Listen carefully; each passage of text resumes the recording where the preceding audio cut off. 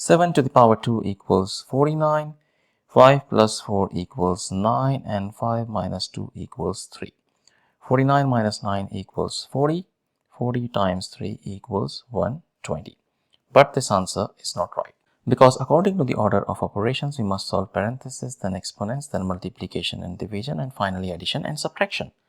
Remember, if in any expression you have both multiplication and division present, you must work from left to right, and same applies to addition and subtraction. Now let's rewind and solve this problem the right way. If you notice, in this expression we have a couple of subtraction operators present, we have an addition operator present here as well, we do have a multiplication operator here too, but we also have exponent and parenthesis present as well. According to the rules, parentheses have highest priority, so let's solve what we have inside parentheses. 5 plus 4 equals 9. 5 minus 2 equals 3. Our expression simplifies to 7 square minus 9 times 3.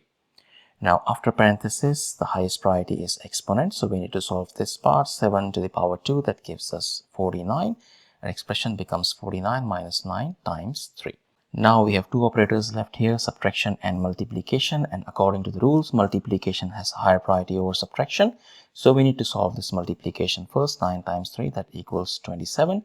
Our expression becomes 49 minus 27, which equals 22.